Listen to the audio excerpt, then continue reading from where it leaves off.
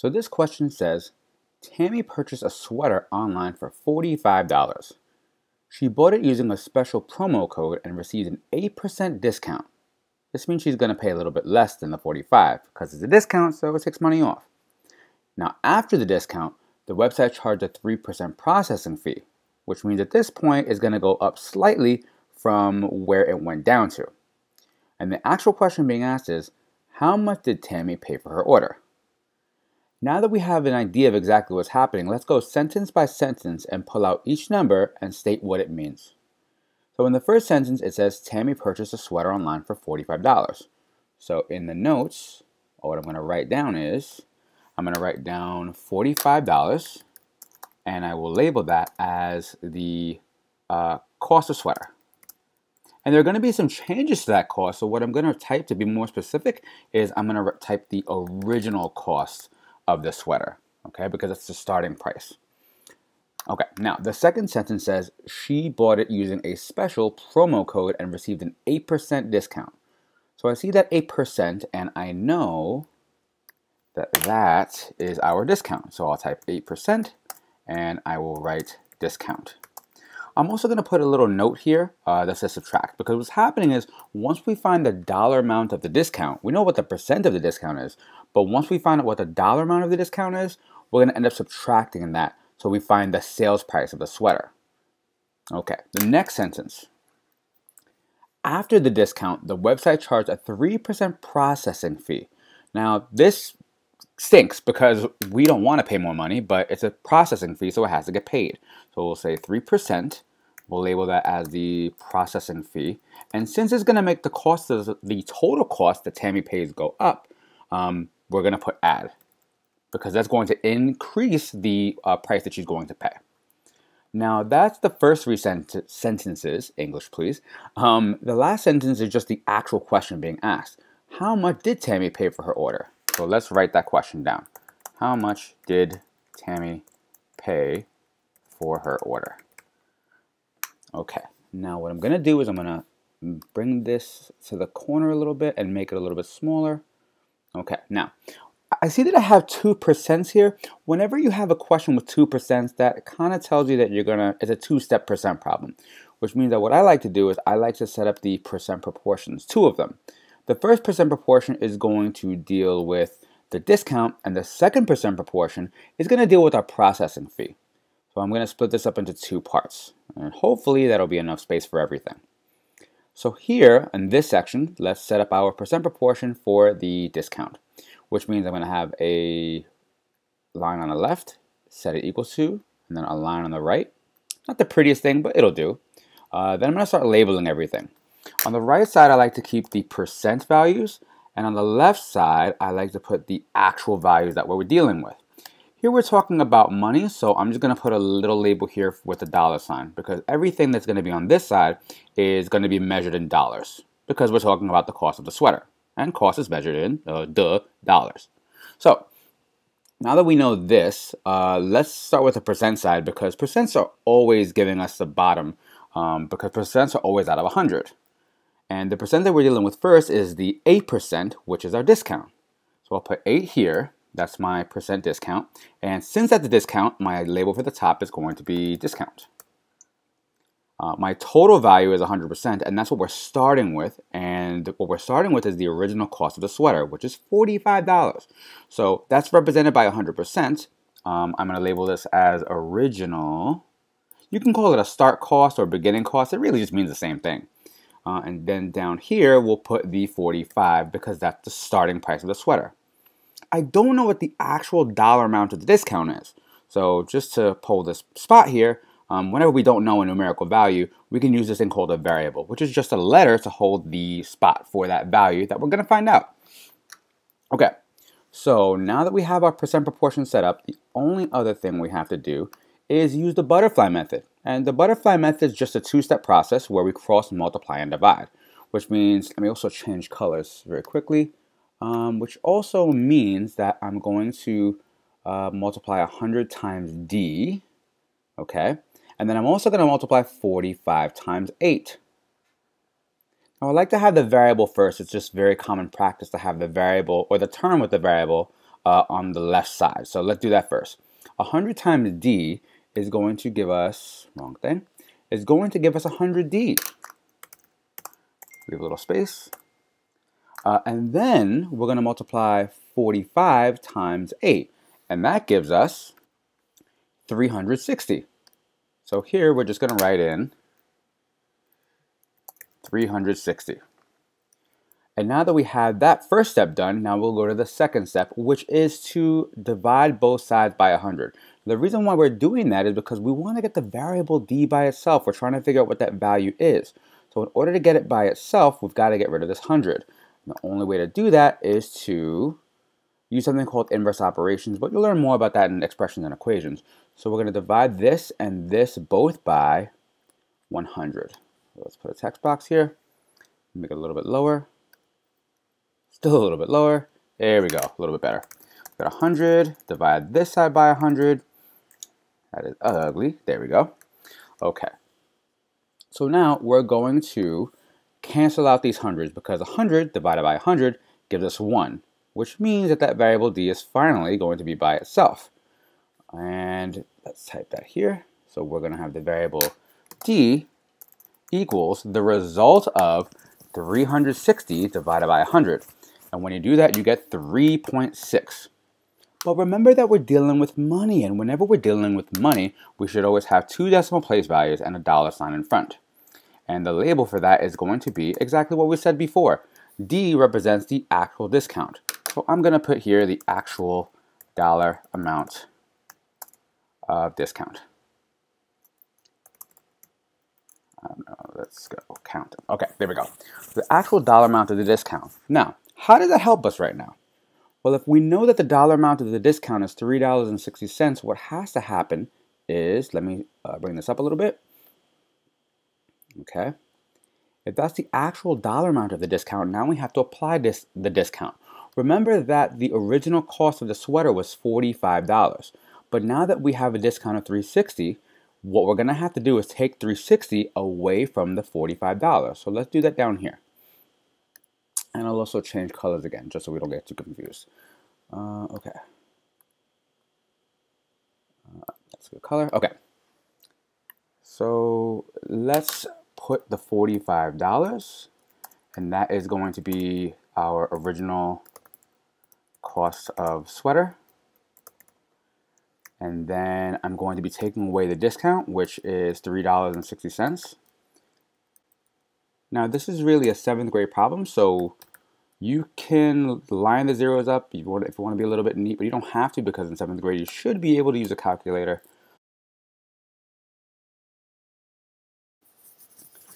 So when we do $45 minus $360, well, first let me label what the $360 is. The $360 is the actual dollar amount of discount. Okay.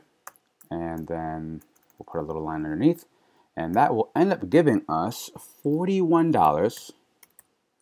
And the label for that is going to be, you can say, the cost of sweater after discount. It's also sometimes referred to as a sales price. It really just means the same thing. Okay. What I'm going to do is I'm going to make this a little bit smaller so that it fits on the page. Give me 1 second.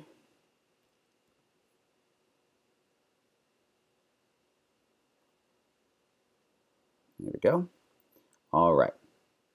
So now the number that we're really working with is this $41.40 here. Okay? Because now what's happening is now we also have to apply that processing fee. Remember, the question is asking how much Tammy paid for her order. But we're not done yet because we only found the discount. If there was no processing fee, then we would be done. But now let's apply the processing fee. Okay? Now let's go back to this color here. Okay? And then I'll set up our percent proportion on the right side. I'll do it a little bit quickly. You also leave a little bit of space for the words. Left side equals the right side. Right side I'm going to label as the percent. Left side is always going to be the actual. Again, we're talking about money, so I'll put a little dollar label here. The bottom of a percent is always 100. That is going to be our total cost. Actually, now since we're dealing with the total price, we'll deal with the, well, let's call it the new sales price, since that's what we called it before. Okay, let's move that again. And then let's keep labeling. So now we're dealing with the sales, I'm sorry, not sales tax, we're dealing with the processing fee. So that is 3%, so we'll put our 3 here. We'll label the top as processing fee because this is our processing fee as a percent. This is what we are going to find, the actual processing fee. I don't know what that is yet, so we'll call it F. You can call it P for processing, completely up to you, it doesn't really matter. But the new value is the new sales price, which is the $41.40. We're not going to have 45 as our hold down here because we're not dealing with that value anymore. We applied the discount. So now it's going to be $41.40. So now, let's move that over a little bit. We don't even have to put the dollar sign, so let me just take that out. Okay. All right. So now that we have that set up, what we have to do is we have to do the butterfly method to find out what the value of F is going to be. So let's do that. Change colors again. Okay. So let's do 100 times F. And then we'll also do the other way, $41.40 times 3.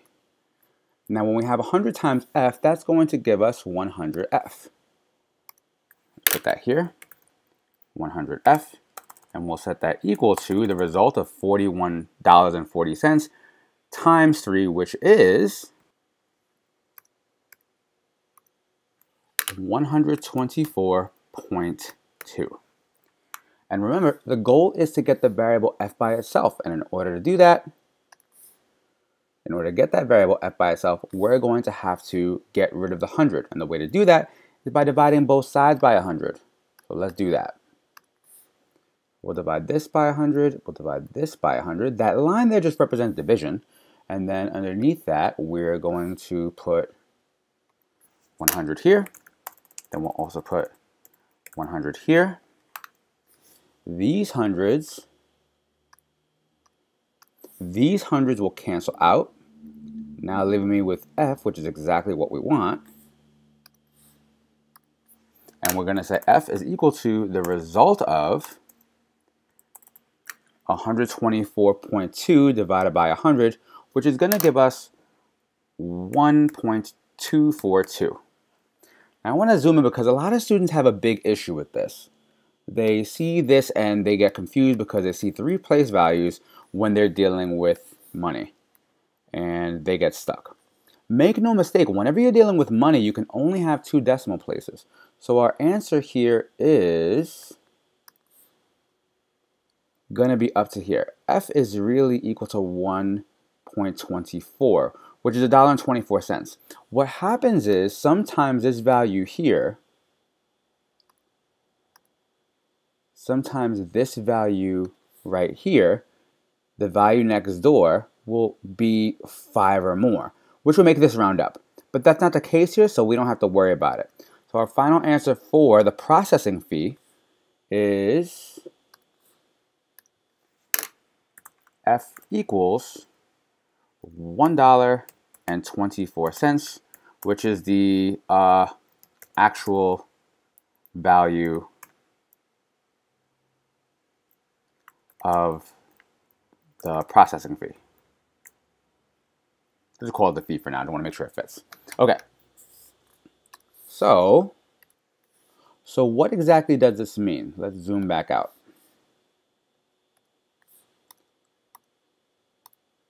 And let's drag this over a little bit. Okay. So what does this mean? Well, we found that when the sales price was $41.40, the cost of the processing fee was $1.24. So now what we're going to have to do is we're going to have to apply that processing fee and add it onto, when we put that note over here, add it onto the discounted sales price. So let's put that over here. So we've got $41.40. That is the sales price, or we can also call it the price after discount, same exact thing. And we're going to add on the processing fee, which is $1.24. So we'll add $1.24. Okay, and that is our actual dollar value of processing fee. And now, when we add that up, we will get